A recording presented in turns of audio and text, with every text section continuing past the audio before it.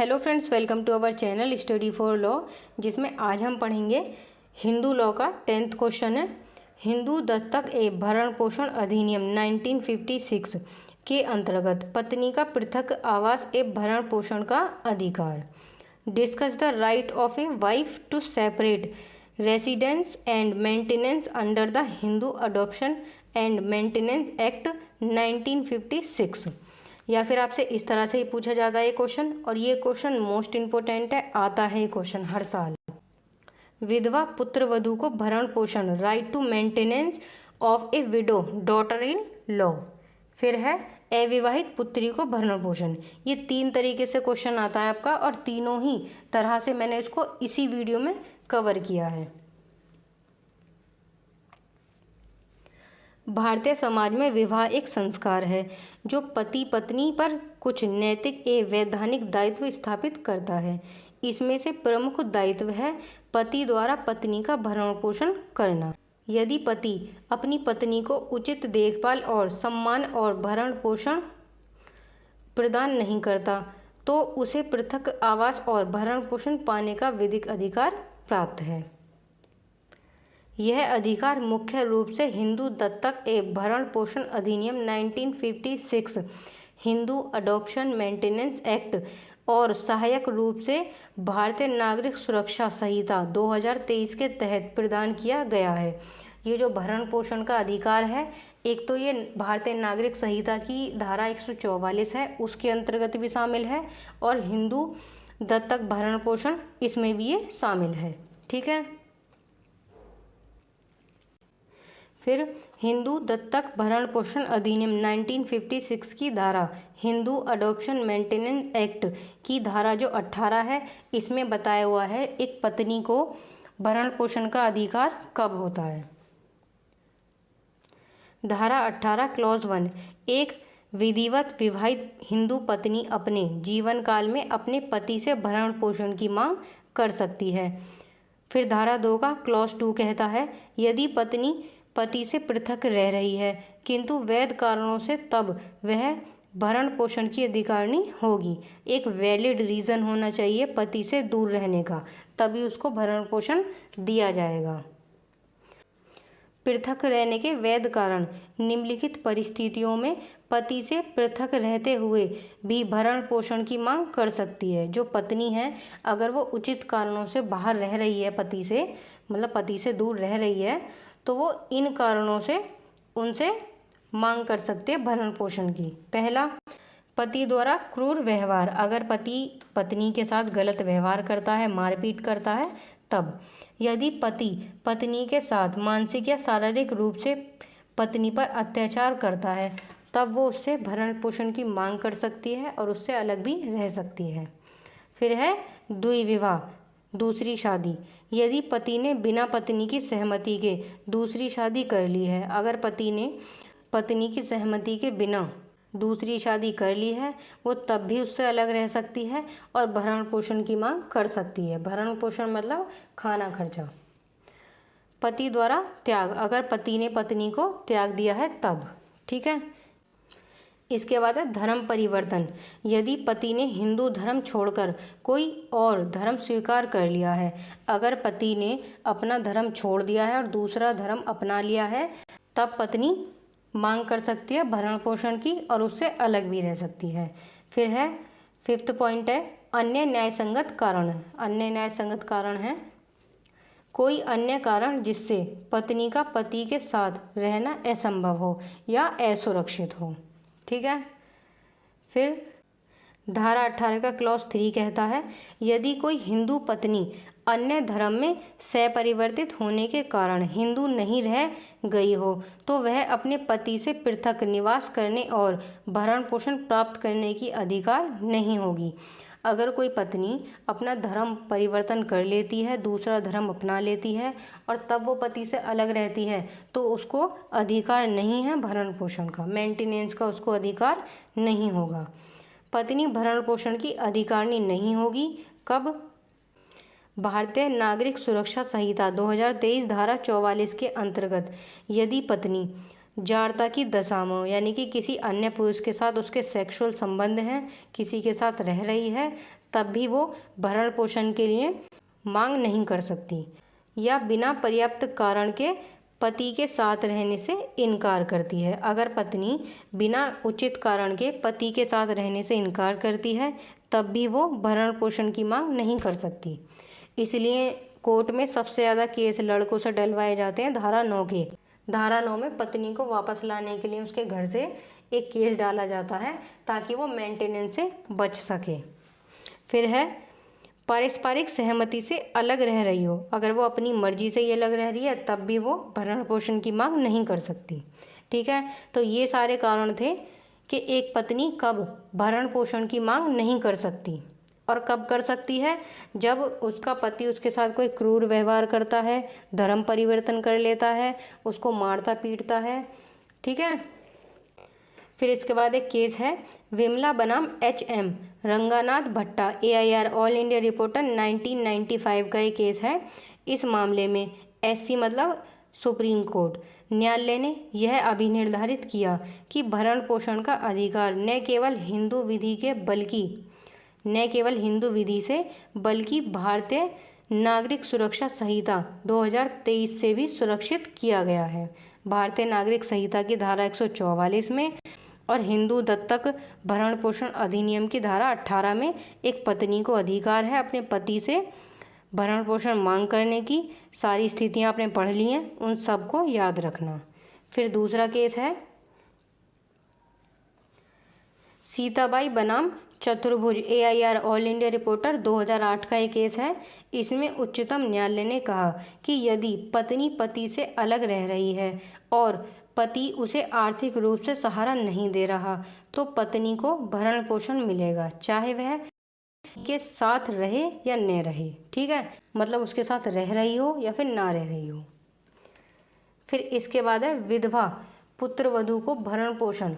जो एक विधवा पुत्रवधू है यानी कि ससुर से भरण पोषण की मांग करना, वो कब करेगी वो इसमें देखेंगे। धारा 19 में बताया हुआ है हिंदू दत्तक भरण पोषण अधिनियम 1956 की धारा 19 के अंतर्गत ससुर का विधवा के भरण पोषण का दायित्व है। जो ससुर है उसका दायित्व है, उसकी जिम्मेदारी है कि वो अपनी जो उसके पुत्र की विधवा पत्नी है उसका वो भरण पोषण करे। यदि वह निम्नलिखित स्थितियों में अपने भरण पोषण में असमर्थ है। जब पत्नी मतलब जब विधवा असमर्थ है इन स्थितियों में, तब वो ससुर से मांग कर सकती है। कब? जब पुत्रवधू अपनी आय या संपत्ति द्वारा अपना भरण पोषण करने में असमर्थ है, या जब पुत्रवधू निम्न किसी से भरण पोषण नहीं पा सकती: अपने पति की संपत्ति से, अपने पिता से, या फिर अपनी माता की संपत्ति से, या अपने पुत्र या पुत्री की संपत्ति से। अगर इनमें से किसी से भी वो अपना गुजारा नहीं कर सकती है तब वो अपने ससुर से भरण पोषण की अधिकारिणी है, वो अपने ससुर से मांग कर सकती है भरण पोषण के लिए। इसके लिए धारा 19 याद रखना। धारा 19 में ये कहा गया है इन सभी स्थितियों में एक हिंदू विधवा पुत्रवधू अपने ससुर से भरण पोषण पाने की हकदार है।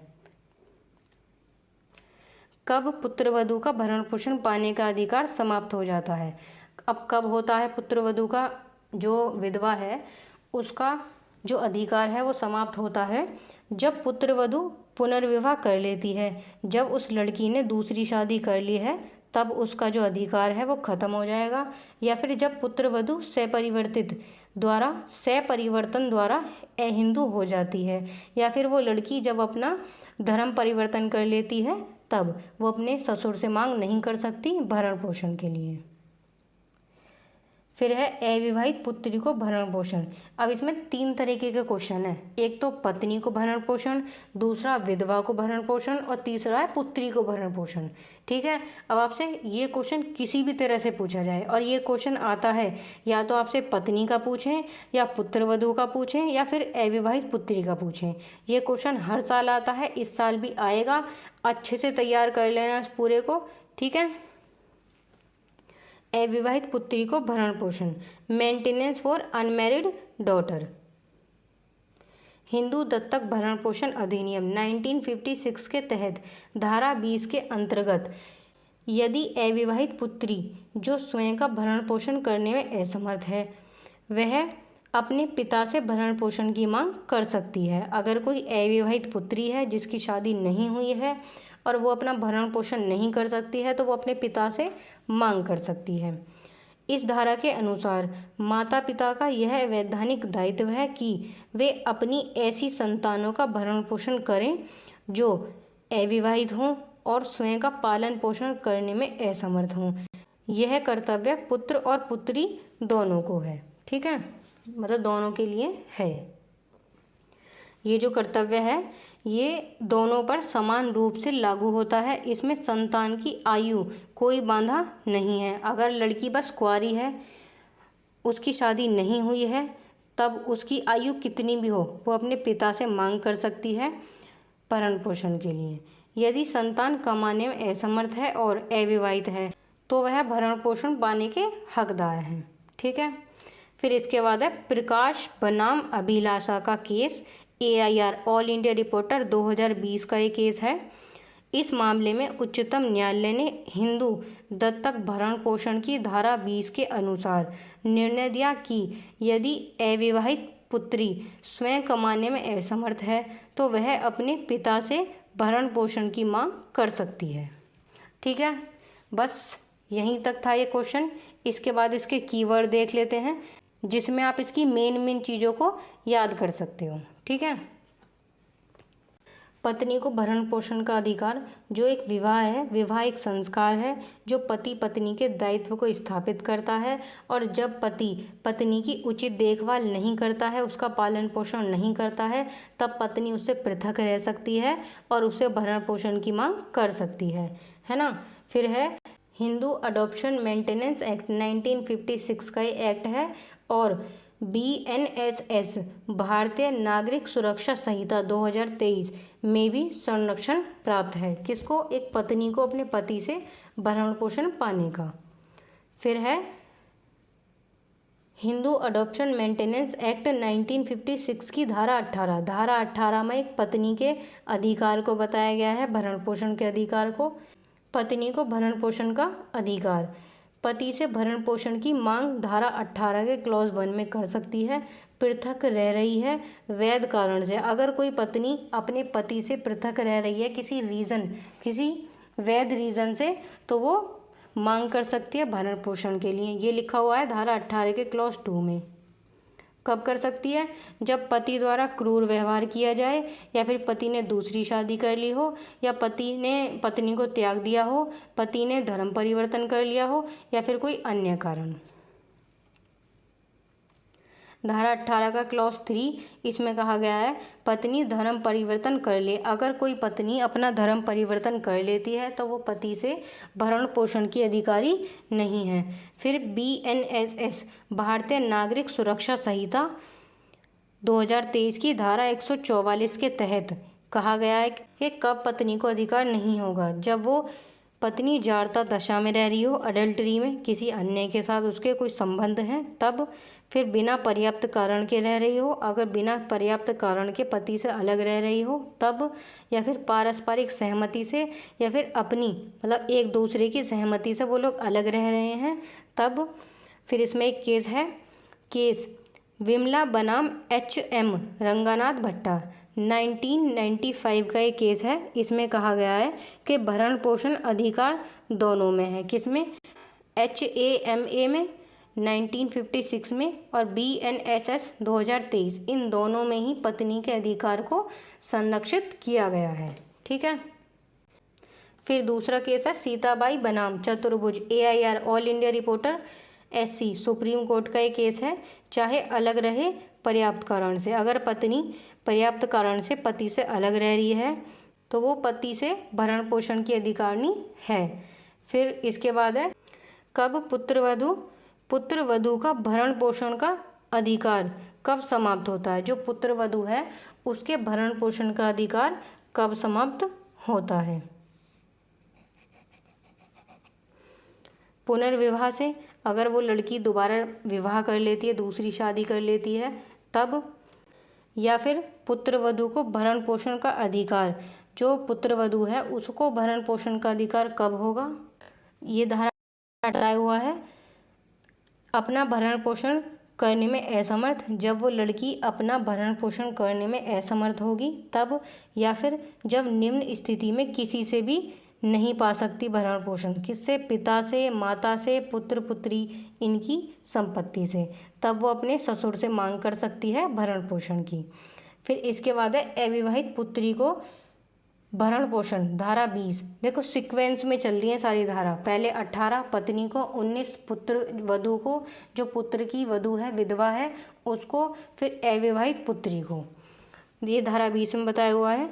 जब असमर्थ हो, जब पुत्री अपना भरण पोषण करने में असमर्थ हो और वो अविवाहित हो तो उसकी आयु मैटर नहीं करती।